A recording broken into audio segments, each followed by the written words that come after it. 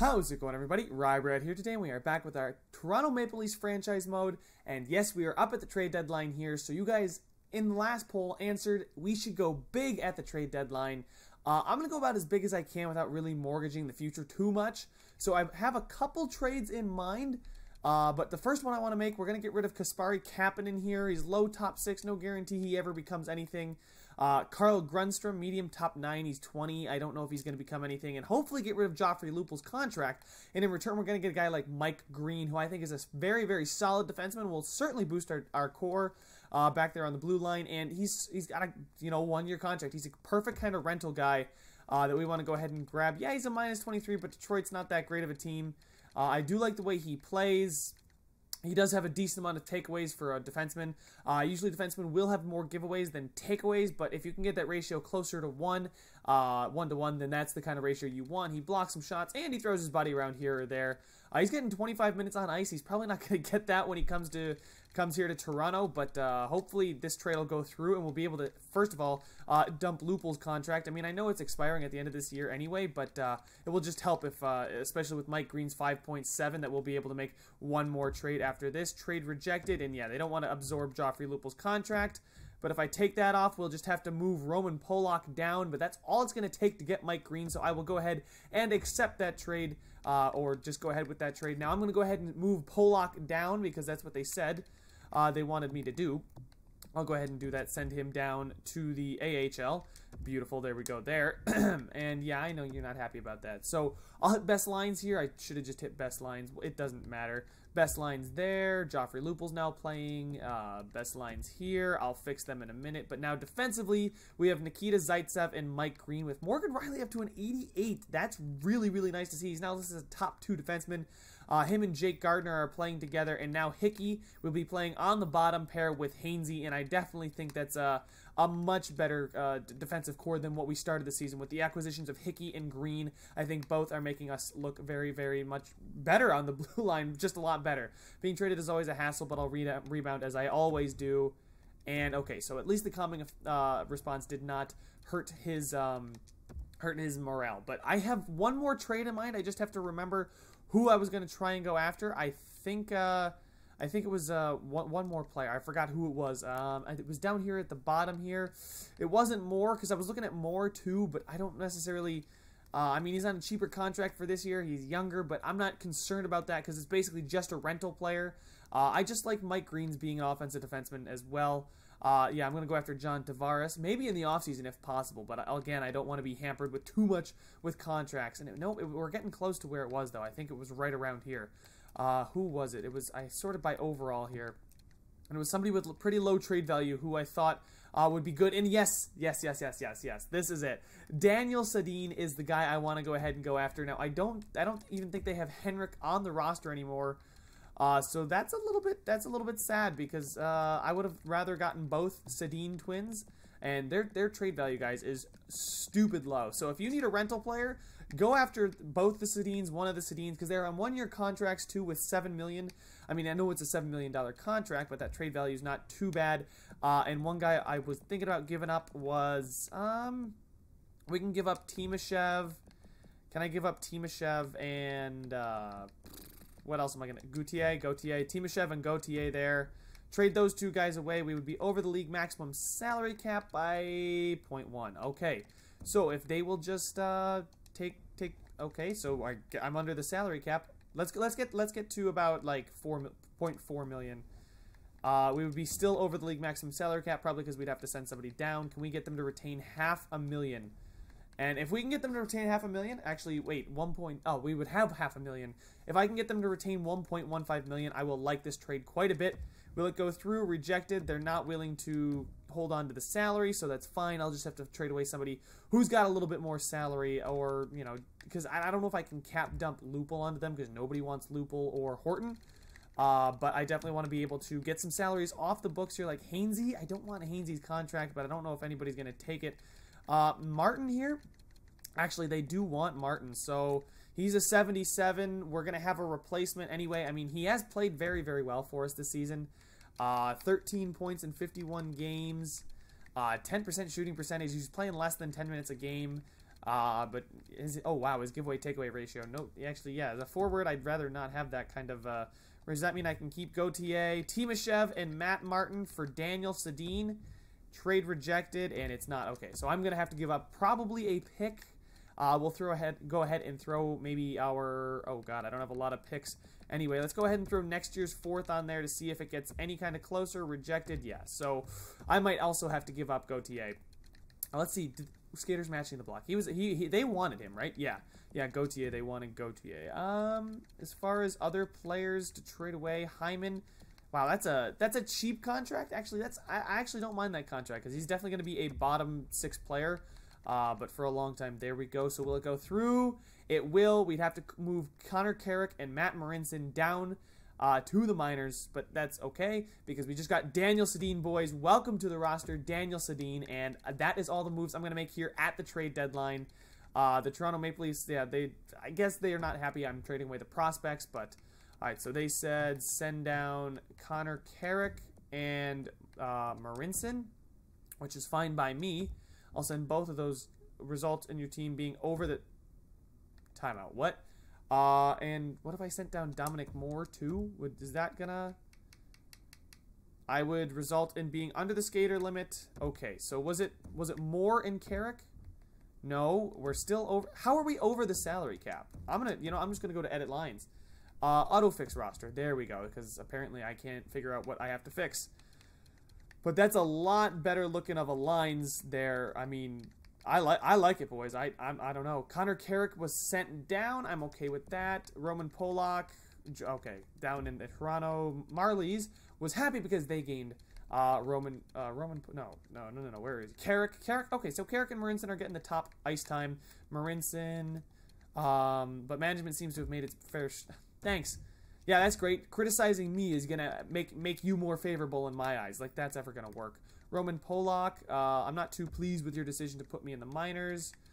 Demanding if you want to be back up, yeah, whatever. So those are the AHL lines. The AHL squad, I actually haven't checked how they're doing. I don't think they're doing too poorly, but in the NHL, the lines are looking pretty good. Now we have we've got Marlowe down there on that 3rd line. He's now a 3rd line sniper for us. I mean, he has been playing fantastic. Maybe I should consider moving. Actually, Jiver's going to stay there. Daniel Sedin, I'm going to keep him up here because he's a very good goal scorer, and Marner's not going down to the 3rd line at all. So Patrick Marleau, I'm going to give him some power play time because I don't want him to get upset with his ice time. Yes, he's getting. There you go. Okay, so maybe instead of Nikita Zaitsev. Or, yeah, maybe instead of Zaitsev, we'll put Sedin there at the point so we can get some goal scoring and keep everyone as happy as possible. So, where's Sedin? Not Bozak. I do not want to put Bozak at the point on the power play. But Gardner and Sedin, there we go. Okay, so there are some players that still want to meet with me. Sedin, what does he want to know? I'm glad to join the team via trade. It's a privilege to be here. Thank you. And he responds favorably to my strong tone, so that is great to see that. And as far as defense, Mike Green, did he want to meet with me? I think I might have already met with him. Anyway, yeah, I just liked his stats better. He's very, very good offensively, and he's no slouch defensively either. So hopefully these couple trades will make it put us over the edge there, because I know this Atlantic division is super tight, super close. Like, look, guys, we are 2 points out of 3rd place, and right now we're in 7th. I mean, the Red Wings are, oh my god, that Metropolitan Division. The Islanders and the Devils are both abysmal. 50 points for the Avs. The Avs are bad. The Vegas Golden Knights are also bad. But here we go, guys. Time to finish out this season. A couple big trades there. So let's hope that they pay dividends for us as we go ahead and go for this playoff push here at the end of the season. Now, we need to get on a winning streak. It's not like we're in a playoff spot. A 5th round pick for Fair. Fair is, I don't want to look at the 5th round pick. Fair, he's kind of important to the Marlies, I feel like, but he's listed as a 4th line forward. I kind of need some picks, so we're going to go ahead, keep that trade. I'm going to go to roster moves. The Marlies have invalid lines. That doesn't matter as far as roster moves. As far as lines, I don't know the Marlies record. I will check here in just a second for you guys. Back to edit lines, and best lines down here in the AHL. See, and now we got some guys, and they are 40-17-5, so they are pretty darn good this season. We just lost to Boston immediately after the trades, but we beat the Lightning and lose in a shootout to the Panthers, which kind of sucks, but now it's a point streak going, boys. We beat the Washington Capitals 3-1, and now we got to go on a scouting assignment just to see, get some future players in here. All right, USA will go just south, down to Buffalo and that stuff, and scout players for a month. In the United States, I probably should have gone 3 weeks. And speaking of Buffalo, we lose to them 5-2 in KeyBank Center. All right, now against Pittsburgh, we win 8-0. Holy crap. What a bounce back later on in the week. A 4-1 win, and we lose 5-2 to Buffalo again. A 2-0 win against the Montreal Canadiens there, but then we lose to another Atlantic Division opponent. Then we lose to the Nashville Predators. Now we beat the Detroit Red Wings after we took Mike Green from them. Now against Buffalo, is it gonna simulate the Buffalo game, or is it gonna stop just before it? All right, so we are 38-33-4, and Buffalo has 40 wins. So where does that put us? That puts us, oh shit, 5 points out of a playoff spot, guys. These trades did not push us over the hump. We're a good team. We're just not good enough, I guess, yet. So we are now 5 points back. We need to go on a crazy run here at the end of the season. To go ahead and see, this is why I kept the first round pick, guys, because I didn't know, like, the first round pick could have gotten us somebody good, but there was really nobody good enough on the trade block. I mean, John Tavares would be an amazing rental player, but maybe we can go after him in free agency. I don't know, but we got to win 5 points. Beating Buffalo here would be huge, and we lose 4-1. That I'm gonna say that one basically seals our fate as far as missing the playoffs. And yeah, Frederik Andersen, you need to step it up, man. I mean, we can't keep pumping in this many goals every game. All right, he does. A 4-1 win against the Islanders. Now we play the Winnipeg Jets, and Mike Green lost morale for individual performance. It's not what you want to see. And we do beat a 4-0 shutout victory over the Winnipeg Jets. Now it's not over anymore, boys. It's not over. We got this game against Buffalo. This is a huge game. This could make or break our season. So we'll scout defensemen in America for 2 weeks since we're already there to face the Sabres. All right, this is a close playoff run here. All right, we are, oh God, wait, never mind. We are pretty far out of the playoffs. We need to get up to 93 points, and we're not going to get up to 93 points. 3 wins gets us up to 92. So we're done. This season's over. We missed the playoffs, but you know, I definitely think we have some players that we can re-sign here, and who knows, maybe we win out and something crazy happens. But I believe we've been eliminated from the playoffs, which kind of sucks because I really wanted to win it in year number 1. Disengaged. Yeah, dude, I believe you. Trust me. I was not happy. We need to play better. Yeah, I'll see you guys next year. I'm not even staying for the last 2 games. As we win in a shootout, Matt Marinson, that's fine. I'll just hit best lines. It doesn't necessarily matter. And we finished the season with back-to-back wins, which is great. 43-35-4 is not a terrible record. We got to what, like 90 points? Yeah, we got to 90 points on the season, but finished last in the Atlantic. Wow, last in the Atlantic was 90. We're not even close to... Jesus, dude, the Atlantic was stacked this year. The Atlantic is never stacked. What the hell? Like, oh God. All right. So Austin Matthews had a great season. He wasn't as hot as he was to start the season, but look we finished last in the division with 90 points. 90 points was last in the division. That would have put us last in the Metro too. But as far as the Western Conference, we would have been above the Wild easily, and then we would have been in a wild card spot there in the Pacific Division. So, wow, the Vancouver Canucks clean house with getting rid of both the Sedins and then make the playoffs. Interesting. All right, so let's see how far down we were on the list here in our lottery. We finished the freaking, oh my God, look at all these playoff teams. But there were 3 playoff teams that finished with fewer points than we did. That one actually really makes me mad. But as far as lottery odds, 1, 2, 3, 4, 5, 6, 7, 8, 9, 10. So it looks like we're picking 10th right now if everyone wins the lottery and stays the same. But I will go ahead and simulate to the lottery so you guys can see the results. But we'll do a little season recap here too. Man, that's so frustrating. Man, oh my God, Austin Matthews, he's a freaking beast. I cannot wait to just have him and Marner and Nylander for the entirety of this rebuild. That is just going to be a nice core to build around. We just need to put some depth players around them. And these guys haven't even hit their prime. So I guess one sophomore slump, after making the playoffs last year, couldn't do it again this year. Although I do think I improved the team, it just, the games didn't go our way. So Marner was the second leading scorer with Jiver and Nylander. I think said I was going to put Nylander on the second line again, but I'm glad he finished the season out on the first line. It could have changed the season, but I don't really know.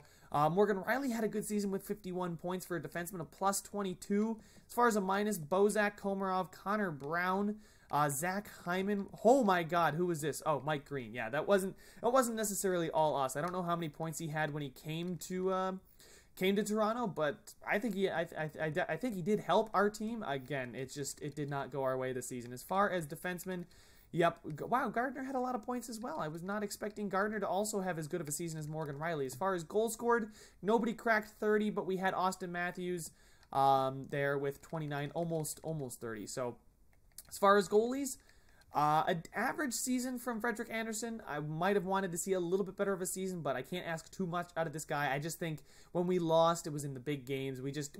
We're a young team, and we'll play better in the coming years, I'm pretty sure, and especially with free agency and the draft all coming up, and hopefully guys like Liljegren and them being close to ready to come up to the NHL. But Kelvin Pickard, not a very good season as our backup, 9-12-2.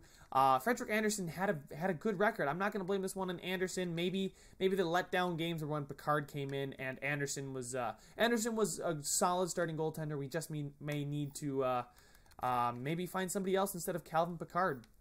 All right, so let's go ahead. Check out the entire NHL now. Let's get to the top, their entire league. As far as points, Steven Stamkos, Sidney Crosby, Nikita Kucherov, Phil Kessel, Malkin, and then Matthews. So Matthews was right up there in the top 10 as far as points. Zuccarello, Tavares, Patty Kane, Andre Palazzo. Apparently the Lightning had a nutty season.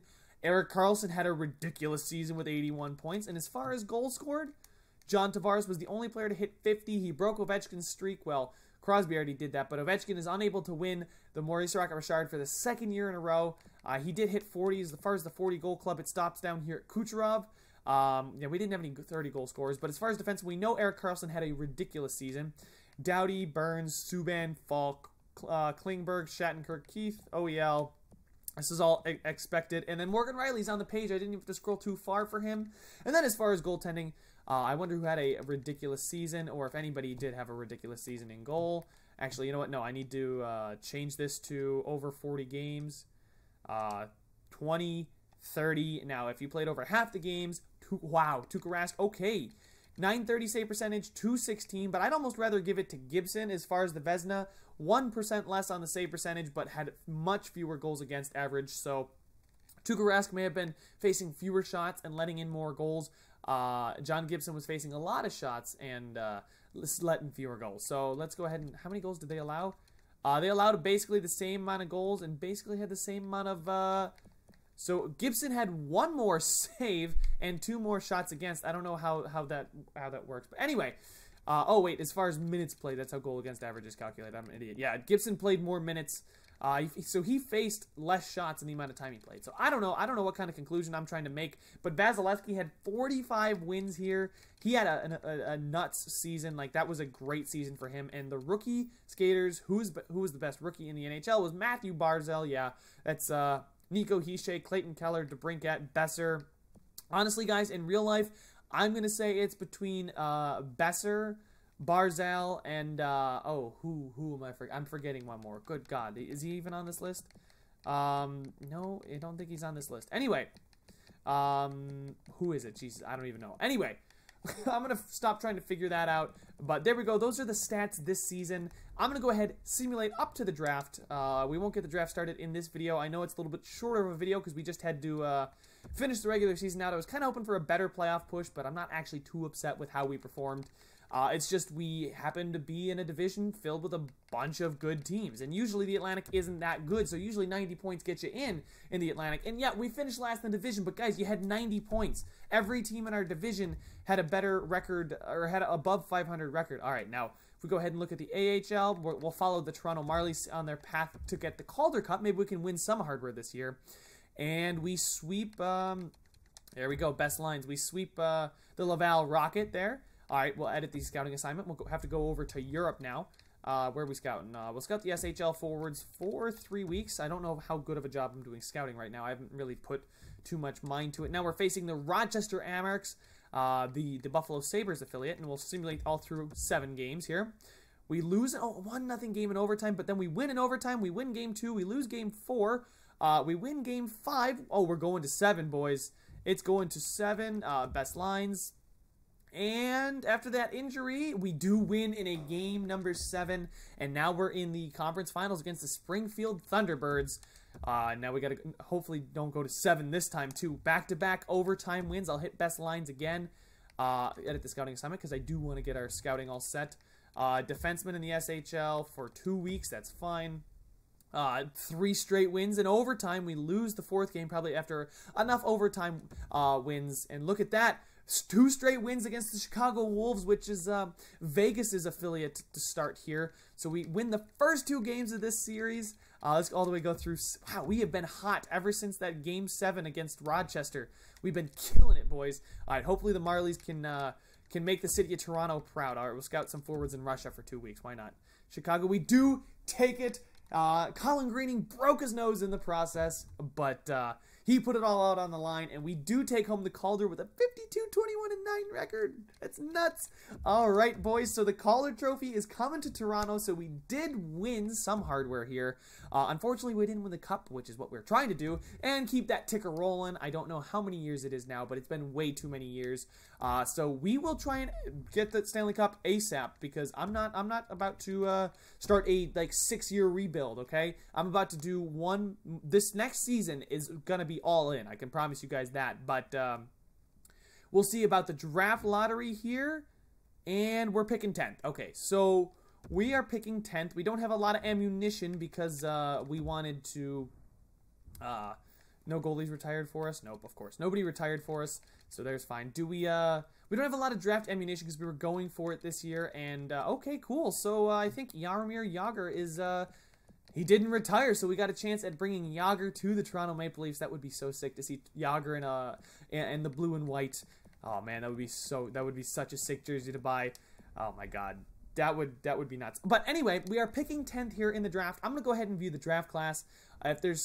We know what the draft class usually looks like, especially in year number 1.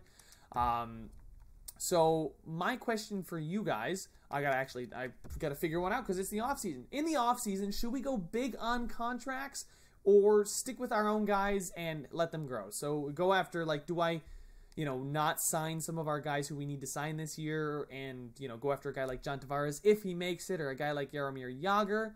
Or should we just kind of play it smart in free agency, not tie ourselves up in big contracts like, the Patrick Marleau contract? But wow, Rasmus Dahlin's down there.